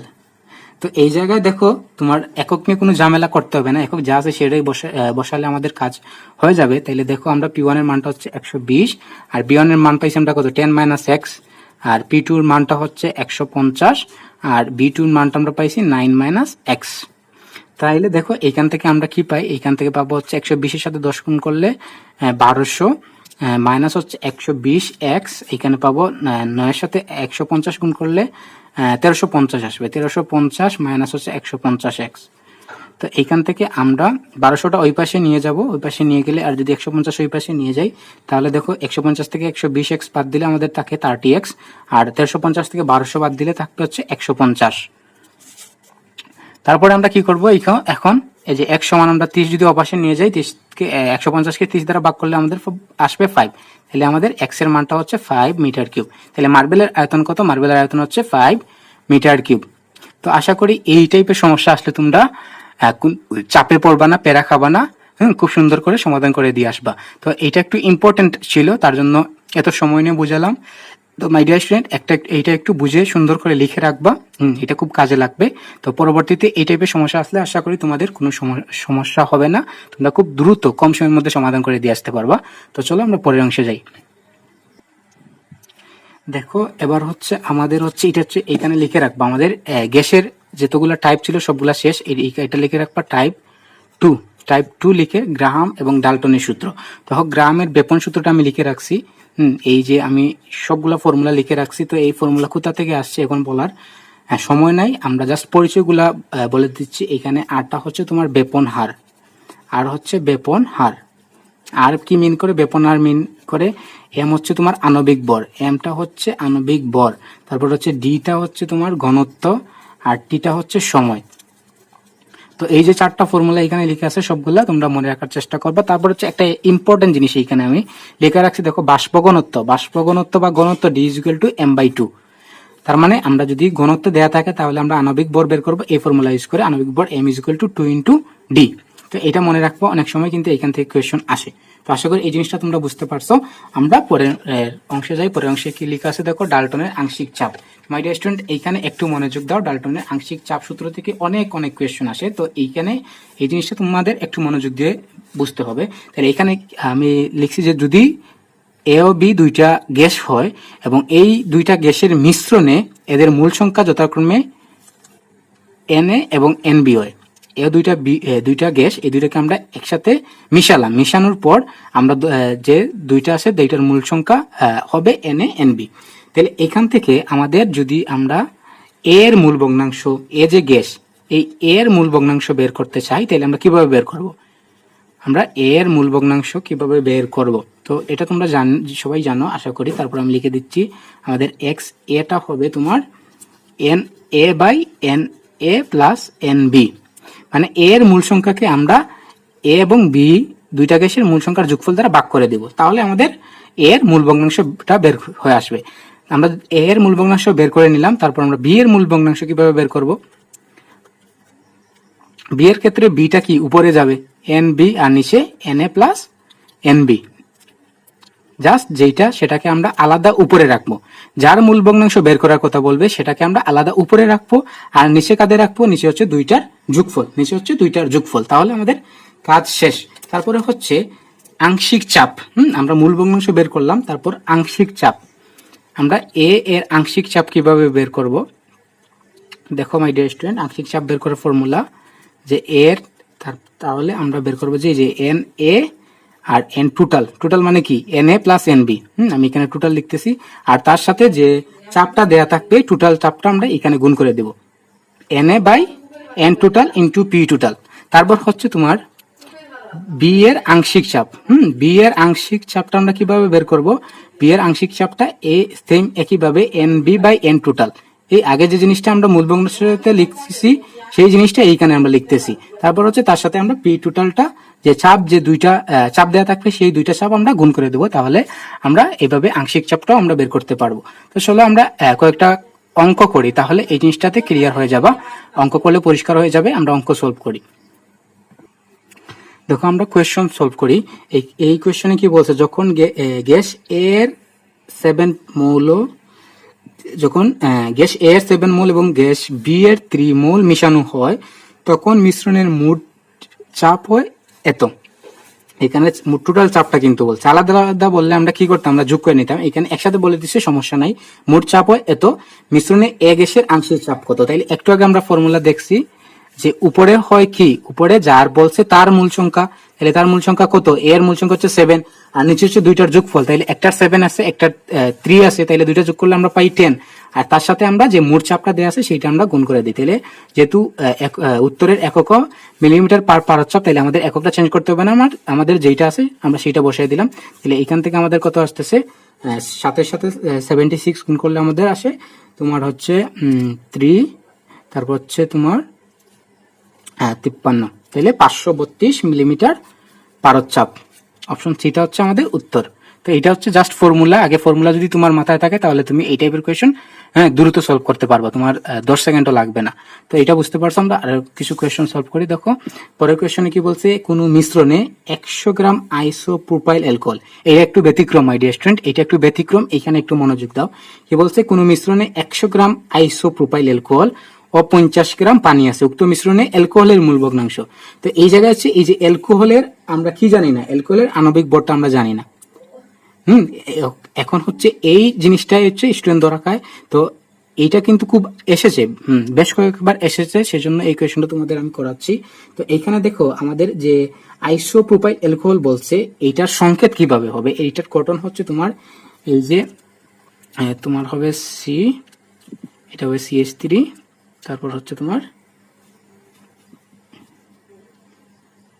আর এর সাথে OH মূলক যোগ হবে, এটা হচ্ছে আমাদের আইসোপ্রোপাইল অ্যালকোহল। এটা হচ্ছে আমার আইসোপ্রোপাইল অ্যালকোহল, 3টা কার্বন আছে, তার সাথে আমরা অ্যালকোহল যোগ করে দিলাম। খুব সহজ। তোমরা যদি জৈব রসায়ন ভালোভাবে না পারো তাহলে এটা পারবা না। তোমরা জৈব রসায়নে একটু জোর দিয়ে পড়বা, সংকেতগুলো পড়বা, তাহলে তোমরা এই জায়গায় ধরা খাবা না। তাইলে এইটার আণবিক ভর তোমরা হিসাব করে নাও, আণবিক ভর 60 আসবে। তোমরা একটু হিসাব করে নাও, তাহলে দেখবা 60ই আসে। তো আণবিক ভর হচ্ছে 60। এখন দেখো আমরা হচ্ছে এইখান থেকে এন টোটালের মানটা আমরা আগে বের করে নেই। দেখো এন টোটাল মানে কি, আমরা দুইটার যে মূল সংখ্যা সেইটা আমরা যোগ করব। তাহলে দেখো হচ্ছে তোমার হচ্ছে আইসোপ্রোপাইলের ডাব্লিউ এর মান হচ্ছে 100, আর আমরা এম এর মানটা কত পাইছি এই জায়গায়, আণবিক ভর হচ্ছে 60, তার সাথে হচ্ছে পানির দেয়া আছে দেখো তোমার তার ভর দেয়া আছে হচ্ছে 50, আর পানির আণবিক ভর আমরা জানি যে H2O, H2O কত, আণবিক ভর হচ্ছে 18। তো এটা যদি আমরা যোগ করি তাহলে আমাদের মান আসছে হচ্ছে 4.44। তোমরা ক্যালকুলেটর নিয়ে তাড়াতাড়ি বের করে নিবা, আমাদের আসছে হচ্ছে 4.44। তো এইখান থেকে আমাদের এবার কি বের করতে হবে, অ্যালকোহলের আইসোপ্রোপাইল অ্যালকোহলের মূল ভগ্নাংশ। তাহলে আমাদের কি বের করতে হবে, আমাদের মূল ভগ্নাংশ আমাদের এক্স অ্যালকোহলের মানটা বের করতে হবে। আমাদের কি বের করতে হবে, অ্যালকোহলের মানটা। তাহলে এইখানে উপরে কি হবে, উপরে হবে তোমার কিসের মান, যেটা আমরা বের করব তার মূল সংখ্যা। তাইলে তার মূল সংখ্যা কত, তার মূল সংখ্যা হচ্ছে তোমার এই যে 100/60, আর নিচে হবে টোটালটা। তাহলে টোটালটা এই দেখো এইখানে আমরা বের করছি এন টোটাল, তাহলে টোটালটার মানটা আমরা কত পাইছি 4.44। দেখো এটা একটু পেছিয়ে দিয়েছে, বাট এটা খুব সহজ। এখন কিন্তু আমাদের কাজ শেষ, আমরা অ্যালকোহলের মূল ভগ্নাংশটা আমরা এখন পেয়ে যাব। তাহলে এটা ক্যালকুলেশন করে দেখো এই জায়গায় কত আসতেছে, যত আসবে সেটা হচ্ছে আমাদের আনসার। আমাদের আসবে তোমার এই যে 0.375, এটা আমাদের উত্তর আসে। তো আশা করি এই টাইপের কোয়েশন আসলে তোমরা খুব দ্রুত বের করে দিয়ে আসতে পারবা তোমার মূল ভগ্নাংশ এবং আংশিক চাপ। ডাল্টনের যে আংশিক চাপ সূত্র আছে, এই জায়গায় তোমাদের আর সমস্যা হবে না, তোমরা বুঝতে পারছো। তো চলো আমরা আরো একটা কোয়েশন সলভ করে এই জায়গা থেকে। দেখো হচ্ছে এটা হচ্ছে তোমার যেহেতু কি দেয়া আছে, সময় দেয়া আছে, চাপ দেয়া আছে, এটা হচ্ছে গ্রামের ব্যবহার সূত্র। তাইলে দেখো এই জায়গায় কি দেয়া আছে জিনিসটা, দেখো একটি ছিদ্র দিয়ে যে সময়ে 2 মিটার কিউব বাতাস প্রবাহিত হয়, ওই সময় ওই ছিদ্র দিয়ে কি পরিমাণ হাইড্রোজেন গ্যাস প্রবাহিত হবে। তো দেখো এই জায়গায় মাই ডিয়ার স্টুডেন্ট, তোমরা ক্লাস 9 পরে এসেছো, নিঃসরণ কাকে বলে। তো নিঃসরণ কাকে বলে একটু বলো তো দেখি, তোমরা মনে করার চেষ্টা করো, একটু মনে করার চেষ্টা করো, আর আমি অঙ্কটা করাই। দেখো এখানে কিসের মান দেয়া আছে, তোমার যে একটি ছিদ্র দিয়ে যে সময়ে 2 মিটার কিউব বাতাস প্রবাহিত হয়, ওই সময় ওই ছিদ্র দিয়ে কি পরিমাণ হাইড্রোজেন গ্যাস প্রবাহিত হবে। তাহলে এখানে যে আমাদের দেখো তোমার আরেকটা জিনিস এইখানে হয়তো লিখি নাই আমি, আচ্ছা জিনিসটা তোমাদের লিখতেছি। এইখানে হচ্ছে তোমার হচ্ছে বাতাসের ঘনত্বটা দেয়া নাই, বাতাসের ঘনত্ব, আপেক্ষিক ঘনত্ব, বাতাসের আপেক্ষিক ঘনত্ব বা ঘনত্ব, যদি ঘনত্বটা হয়তো এখানে লিখতে মিসিং হয়েছে, এখানে দেয়া থাকে হচ্ছে বাতাসের আপেক্ষিক ঘনত্বটা মিসিং হয়েছে। তাহলে বাতাসের আণবিক ঘনত্ব হচ্ছে 16, বাতাসের আপেক্ষিক ঘনত্ব হচ্ছে 16। তাইলে দেখো এইখানে কিন্তু আমাদের কি বের করতে হবে, বাতাসের আপেক্ষিক ঘনত্ব হচ্ছে তোমার 16। তাহলে এটা কিন্তু দেয়া থাকে, এটা একটু মিসিং হয়েছে তার জন্য আমি লিখে দিলাম। তাহলে আমাদের এখানে কি বের করতে হবে, দেখো একটি ছিদ্র দিয়ে যে সময়ে 2 মিটার কিউব বাতাস প্রবাহিত হয় ওই সময় ওই ছিদ্র দিয়ে কি পরিমাণ হাইড্রোজেন গ্যাস প্রবাহিত হবে। তাহলে আমাদের আয়তনটা বের করতে হবে। একটা আয়তন আমাদের দেয়া আছে, আমাদের আরেকটা আয়তন বের করতে হবে। আর এখানে আমাদের আর এর সাথে সম্পর্কটা হচ্ছে আর এর সাথে। আর কি আমরা একটু আগে লিখে দিছিলাম, আর কি মিন করে আমাদের, আর মিন করে হচ্ছে তোমার বেপন হার। তো এই জায়গায় আর জিনিসটা কি আসলে দেখো আমি লিখে দিচ্ছি তোমাদের। আর জিনিসটা হচ্ছে তোমার আর সমান আমরা লিখতে পারি V/T। মানে কি একক সময়ে যে পরিমাণ গ্যাস প্রবাহিত হয় সেটা হচ্ছে আর বেপন হার। তাহলে আমরা লিখতে পারি আর হচ্ছে তোমার একক সময়ে যে পরিমাণ গ্যাস প্রবাহিত হয়। দেখো এটা একটু জটিল, তো তাহলে তোমরা ধীরে ধীরে বোঝার চেষ্টা করো। আর মানে কি একক সময়ে যে পরিমাণ গ্যাস প্রবাহিত হয়, একক সময়ে যে পরিমাণ গ্যাস প্রবাহিত হয়। তাইলে দেখো এইখানে হচ্ছে আর এর মানটা আমরা এইভাবে বের করতে হবে।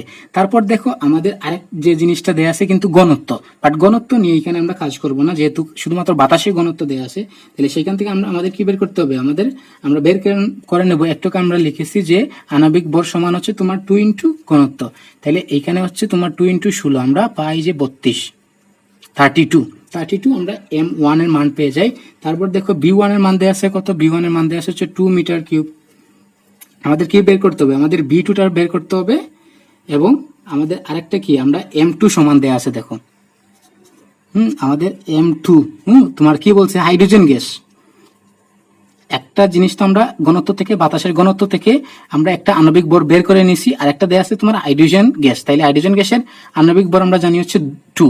তাইলে এখানে দেখো M দেয়া আছে, B1 দেয়া আছে, B2 দেয়া আছে। তাইলে আমরা B তে পৌঁছতে হলে আমাদের R টা ইউজ করতে হবে। তাইলে আমরা ফর্মুলা লিখতে পারি R1/R2 is equal two √M2/M1। তো এই ফর্মুলাগুলো তোমাদের কিন্তু মুখস্থ করতে হবে, মুখস্থ না করলে কিন্তু উপায় নাই, তোমরা মুখস্থ করে নিবা। তাহলে এইটা আমরা লিখতে পারি। তারপরে আমরা লিখতে পারবো তোমার এই যে R1 সমান আমরা লিখবো B/T, একক সময়ে যে পরিমাণ গ্যাস প্রবাহিত হয়, আর B1/T1, আর R2 হচ্ছে R2 হবে নিচে, আর আমরা লিখতে পারবো B1/T। তারপর এই যে M2/M1। তাহলে এখানে টি চলে যাবে। তাইলে আমাদের কাছে থাকে দেখো B1 এর মান হচ্ছে কত, B1 এর মান হচ্ছে 2, আর B2 এর মান আমরা জানি না, B2 আমরা রেখে দিলাম। আর এখানে M2 এর মানটা হচ্ছে তোমার কত 2, আর M1 এর মান হচ্ছে তোমার 32, M1 এর মান হচ্ছে 32। তাহলে এইখান থেকে আমরা লিখতে পারবো, দেখো আমরা 1 পাবো, আর এখানে পাবো হচ্ছে তোমার 32কে, তাইলে 1/4 আসবে আমাদের আসে 1/16। তারপর আমরা এটাকে রুট করলে 1/4 আসে। তাহলে এইখান থেকে আমরা B2 এর মানটা কিন্তু এবার আমরা বের করে নিব। B2 হচ্ছে 4 দুগুণে 8 মিটার কিউব। দেখো এটা একটু জটিল ছিল, বাট আমরা যদি ধীরে সুস্থে করি, বুঝে করি, তাহলে কিন্তু সমস্যা হবে না। তো এই জটিল সমস্যাগুলো তোমরা একটু মনোযোগ দিয়ে করার চেষ্টা করবা। আর যদি তোমার সমস্যা, এই ক্লাসগুলো তো রেকর্ডেড থাকবে, তোমরা আবার দেখে নিও জিনিসটা। আমি কিভাবে বললাম 2বার দেখে নিলে আর সমস্যা হবে না। আর এখানে কিন্তু বেশি সময় দেওয়া যাচ্ছে না, কারণ আমাদের অনেকগুলো সমস্যার সমাধান করতে হবে। তো সাথে থাকো, আমরা পরের সমস্যায় যাচ্ছি। আচ্ছা, আমরা টাইপ 3-তে চলে আসছি। টাইপ 3-তে কি বলছে, বাস্তব গ্যাস ও আদর্শ গ্যাস। তো বাস্তব গ্যাস কাকে বলে, আদর্শ গ্যাস কাকে বলে? আদর্শ গ্যাসের সমীকরণ সবগুলো আমরা জেনে আসছি। যে গ্যাস আদর্শ গ্যাসের সমীকরণ মেনে চলে সেটা হচ্ছে আদর্শ গ্যাস, আর বাস্তবে যে গ্যাস পাওয়া যায় সেটা হচ্ছে বাস্তব গ্যাস। এগুলো সম্পর্কে আমরা বিস্তারিত জানি। তো দেখো, একটা জিনিস হচ্ছে ভ্যান ডার ওয়ালস সমীকরণ। এই জায়গা থেকে কিন্তু প্রচুর কোয়েশ্চন আসে, যেন আমি 30 স্টার দিয়ে রাখছি এখানে। তো এই জিনিসটা তোমরা একটু মুখস্থ রাখতেই হবে। এই জিনিসটা ভ্যান ডার ওয়ালসের যে সমীকরণ, P + n² a/b² b - nb = nRT। তো এইখান থেকে যে জটিল কোয়েশ্চনটা আছে, অনেক সময় আমাদের এ এর একক বের করার কথা বলে, আর মাঝে মধ্যে বি এর একক বের করার কথা বলে। তো এইখান থেকে আমরা কিভাবে বের করব, দেখুন আমাদের যে সূত্র আছে সেইখান থেকে আমাদের কাজ করে আমাদের এককটা বের করে নিয়ে আসতে পারবে, আমাদের বের করতে হবে। তাহলে এখানে এই জিনিসটা কিসের সাথে আছে, চাপের সাথে আছে। তাহলে চাপের একক কি, চাপের এককটা হচ্ছে অ্যাটমসফিয়ার, চাপের একক হচ্ছে অ্যাটমসফিয়ার। তাহলে এই অংশটা যেহেতু এটার সাথে এটা যোগ, তাহলে যেহেতু চাপের একক হচ্ছে অ্যাটমসফিয়ার, তাহলে এই টোটাল অংশটার একক হবে অ্যাটমসফিয়ার। মাই ডিয়ার স্টুডেন্ট, একটু মনোযোগ দিয়ে বোঝার চেষ্টা করো। যেহেতু এই অংশের একক হবে অ্যাটমসফিয়ার, তাহলে পরের অংশটা একক হবে অ্যাটমসফিয়ার। তাইলে দেখো এইখান থেকে আমরা কিন্তু আমাদের এককটা বের করে নিয়ে আসতে পারবো। এখানে আমরা লিখতে পারবো n² a/b² B square is equal to, এটার এককটা হচ্ছে অ্যাটমসফিয়ার। তাহলে দেখো এখান থেকে আমরা একে আলাদা করে নিব, একে আলাদা করে নিলে আমাদের আসবে, দেখো আমি একটু দ্রুত হিসাব করতেছি, এখানে এই যে অ্যাটমসফিয়ার উপরে থাকবে, এখানে তোমার বিটা উপরে যাবে, তাহলে আমাদের আয়তনের একক, যখন আমরা অ্যাটমসফিয়ার ব্যবহার করি চাপের একক, তখন আয়তনের একক আমরা লিটারে নিয়ে দিলে এল স্কোয়ার হবে। আর নিচে থাকবে হচ্ছে তোমার এই যে তোমার এনটা, তাহলে এন স্কোয়ার আছে, এন এর একক হচ্ছে মূল, তাইলে এখানে হবে আমাদের মূল স্কোয়ার, তাহলে এটা হচ্ছে আমাদের এর একক। দেখো আমরা খুব সহজে কিন্তু বের করে নিলাম। আমি একটু দ্রুত করার চেষ্টা করছি, আবার বলি, আমরা এই যে এটা এই পাশে রাখলাম, বাকি সবকিছু ওই পাশে নিয়ে গেছি, তাহলে বিটা উপরে চলে যাবে, তাহলে বি এর একক হচ্ছে তোমার লিটার, লিটার আছে, লিটার স্কোয়ার আছে জন্য লিটার স্কোয়ার, এনটা নিচে আসবে, এন স্কোয়ার আছে তার জন্য আমরা মূল স্কোয়ার। তারপরে দেখো আমরা বি এর এককটা বের করতে হবে। বি এর এককটা কিভাবে বের করবো, যেহেতু এখানে বিটা কি আছে, প্রচুর কষ্ট লাগে যখন সম্পূর্ণ ক্লাস শেষ করার পর দেখি যে ভিডিওটা রেকর্ড হয় নাই, সে কিছু অংশ রেকর্ড হয় নাই। তো দেখো সম্পূর্ণ ক্লাসটা আমি কিন্তু শেষ করে দিয়েছিলাম। এই দেখো টাইপ 4 সব কিছু লেখা, সব অঙ্ক টঙ্ক করা, সব কিছু লেখা। তো সব কিছু শেষ করার পরে দেখি শেষের কিছু অংশ রেকর্ড হয় নাই। তো এই জিনিসগুলো তোমরা একটু কমা সুন্দর দৃষ্টিতে দেখবা।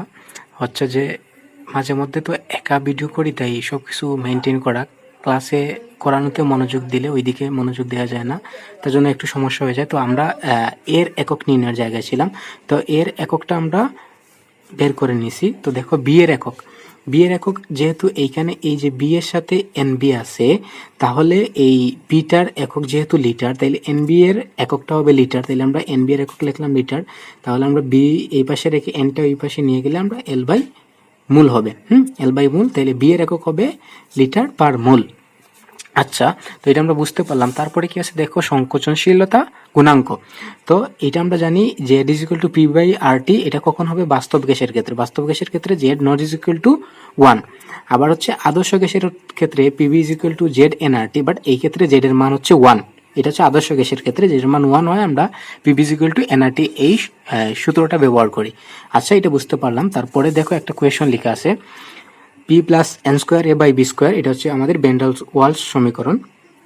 তো এই সমীকরণে এইখানে বলছে যে এর একক কোনটি হবে। তো একটু আগে আমরা এর একক নির্ণয় করা শিখলাম। তো দেখো অপশন এতে আমাদের এর এককটা দেয়া আছে, তাহলে অপশন এ হচ্ছে আমাদের উত্তর। তো দেখো পরের কোয়েশ্চনটা দেখো, 142 গ্রাম ক্লোরিন গ্যাসের জন্য ভ্যান ডার ওয়াল সমীকরণ।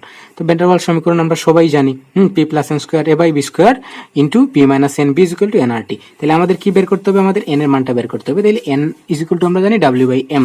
তাহলে ক্লোরিনের তোমার ভর হচ্ছে 142 গ্রাম দেয়া আছে, আর আণবিক ভর হচ্ছে ক্লোরিনের 35.5 ইন্টু 2 71। তাহলে 142 কে 71 দ্বারা ভাগ করলে আসে 2। তাহলে দেখো অপশন এ তে আছে 2 আর টি, মানে এইটাই হবে। দেখো এখানে 2 স্কোয়ার করলে 4 হয়, আর এখানে এন এর জায়গায় 2 বসালে 2b হয়। তাহলে P plus 4a by B square into B minus 2b is equal to 2 R T. এটা হচ্ছে আমাদের উত্তর। তো আমরা পরের অংশে যাই। দেখো পরের অংশে হচ্ছে আমাদের টাইপ 4। টাইপ 4 হচ্ছে গ্যাসের গতিতত্ত্ব। তো গ্যাসের বেগ নির্ণয়ের 3টা সূত্র আছে। একটা হচ্ছে সম্ভাব্যতম বেগ, সম্ভাব্যতম বেগের ফর্মুলা হচ্ছে √3RT/m। তারপর হচ্ছে আরএমএস বেগ, সিআরএমএস এর ফর্মুলা হচ্ছে √3RT/m। আর গড় বেগ হচ্ছে CAB, এভারেজ বেগ, এভারেজ ভেলোসিটি হচ্ছে √8RT/m। তো এইখানে দেখো একটা ক্রম আমি লিখছি, C RMS greater than C average, আর সি হচ্ছে তোমার সম্ভাব্যতম বেগ। তাহলে এখানে সিআরএমএস হচ্ছে সবচেয়ে বেশি, কারণ হচ্ছে √3 এর মান √8/π এর মান থেকে বড়, আবার √8/π এর মান √2 থেকে বড়। এর জন্য এই ক্রমটা মাঝে মধ্যে এমসিকিউতে আসে, এর জন্য এই ক্রমটা আমি লিখলাম। এই ক্রমটা তোমরা মনে রাখার চেষ্টা করবা। তারপরে দেখো আরেকটা জিনিস আমাদের লাগবে, মোট গতিশক্তি। তো মোট গতিশক্তির দুইটা ফর্মুলা আছে, একটা হচ্ছে √3/2pb, আর একটা হচ্ছে 3/2 nRT। এই দুইটা ফর্মুলা থেকে অঙ্ক আসে। তো যে ডাটা দেওয়া থাকবে সেই ডাটা অনুযায়ী আমরা আমাদের এই ফর্মুলা দুইটা থেকে যেটা আমরা প্রয়োগ করতে পারি সেটা প্রয়োগ করে আমরা আমাদের অঙ্ক সলভ করব। তো দেখো একটা কোয়েশন লেখা আছে, 327 ডিগ্রি সেলসিয়াস তাপমাত্রায় অক্সিজেন গ্যাসের অনুসরণের গড় বেগ। তাহলে গড় বেগের ফর্মুলা জানি আমরা CAB √8RT/m। তাহলে আমরা মানগুলো বসাম। এইখানে দেখো তোমার অপশনে আর দেয়া আছে, তাইলে আমরা আমাদের আর এর মানটা বসাতে হবে না। আমরা এইভাবে ক্যালকুলেশন আমরা সব মানগুলো যদি বসায় দেই, বসালে আমাদের এই যে এই উত্তরটা আসে। আমরা জাস্ট এগুলো হচ্ছে ফর্মুলা বেসড সমস্যা। আমরা যদি ফর্মুলাটা মনে রাখতে পারি, ফর্মুলাটা বসাতে পারি, তাহলে বাদ বাকি হচ্ছে আমরা মানগুলো বসিয়ে ক্যালকুলেশন করলে আমাদের উত্তর চলে আসবে। তাহলে এটা হচ্ছে অপশন এ হচ্ছে আমাদের উত্তর। তারপরের কোয়েশ্চন দেখো, পরের কোয়েশ্চনে বলতে তাপমাত্রা কত গুণ হলে অক্সিজেন গ্যাসের অনুবেগ দ্বিগুণ হবে। তাইলে আমরা দেখছি বেগের সাথে তাপমাত্রার সম্পর্ক হচ্ছে সি সমানুপাতিক √T। তাইলে এইখানে দেখো কি বলছে, তাপমাত্রা কত গুণ হলে, তাইলে আমাদের টিটা বের করতে হবে। তাহলে টি √ওভার, আমরা √ওভার দিয়ে ওই পাশে নেই, তাহলে সি স্কোয়ার হবে। তাহলে এখানে গ্যাসের অনুবেগ দ্বিগুণ হবে। তাইলে এই যে আমরা সি এর জায়গায় বেগের জায়গায় 2 বসালাম, তাকে স্কোয়ার করলে আমরা 4। তাইলে তাপমাত্রা হচ্ছে 4 গুণ করলে তোমার গ্যাসের অনুবেগ দ্বিগুণ হবে, আবার গ্যাসের অনুবেগ দ্বিগুণ করলে তাপমাত্রা 4 গুণ হবে। এটা আমরা বুঝতে পারলাম। তারপরের অংশে যাই। পরের অংশ হচ্ছে আমাদের, এইটা হচ্ছে আমাদের শেষ। এখানে কি বলছে, দেখো টাইপ ফার্স্ট অ্যাসিড, বৃষ্টি, green house gas, surface water, পরিবেশ দূষণ, এগুলো সম্পর্কে বইয়ে কিছু তথ্য আছে, এগুলো পড়ে নিবা। তো যে জিনিসটা আমাদের প্রয়োজন, পানির বৈশিষ্ট্য এবং বিশ্ব সংস্থা কর্তৃক কিছু মান আছে, যেই মানটা হচ্ছে আদর্শ মান, এই মানটা আমাদের এমসিকিউতে আসে, এই মানগুলো আমাদের মনে রাখতে হবে। তাইলে দেখো প্রথমে হচ্ছে খরতা। খরতা হচ্ছে 500 মিলিগ্রাম পার লিটার। এটা হচ্ছে এই মানগুলো হচ্ছে তোমার হু কর্তৃক হু যে মানটা অনুমোদন করছে সেই মান হচ্ছে এগুলা। তো এইটাই তোমরা মনে রাখার চেষ্টা করবো। এক একটা বই এক একটা মান দেওয়া আছে, বাট এটা হচ্ছে তোমার হু স্বীকৃত। তো দেখো এরপরে পিএইচ হচ্ছে তোমার 6.5 থেকে 8.5। তারপর ডিজলভ অক্সিজেন হচ্ছে 4 থেকে 6 ppm। তারপর হচ্ছে বিওডি হচ্ছে 1 থেকে 3 ppm। তারপর হচ্ছে সিওডি হচ্ছে 4 ppm। তারপর টিডিএস হচ্ছে 500 মিলিগ্রাম পার লিটার। এই মানগুলো তোমরা মনে রাখলেই হয়ে যাবে। এখান থেকে কোয়েশ্চেন আসতে পারে, মাঝে মধ্যে আসে এখান থেকে। তো আজকের ক্লাসটা সম্পূর্ণ যারা করেছো ধৈর্য সহকারে, তোমাদেরকে তোমরা নোট করেছো, যারা নোট তোমরা গ্রুপে পোস্ট করে দিবা। আমরা দেখবো কে কতটুকু মনোযোগ দিয়ে ক্লাসটা করেছো। এবং তোমরা যারা এই কোর্সে ভর্তি হয়েছো, তোমরা আশা করি তোমরা এই কোর্স থেকে বেশ ভালো একটা বেনিফিট পাবা। আর তোমরা আমাদের সাথেই থাকো, আমরা তোমাদের সাথেই আছি। সবগুলা ক্লাসগুলো একটু মনোযোগ দিয়ে করার চেষ্টা করবা, আর পরীক্ষাগুলো মনোযোগ দিয়ে দেওয়ার চেষ্টা করবা। ইনফিনিটি স্কুল তোমাদের সাথে সবসময় আছে, থাকবে। তোমরা আমাদের সাথেই থাকো। তোমাদের জন্য শুভকামনা রইল। ধন্যবাদ সবাইকে।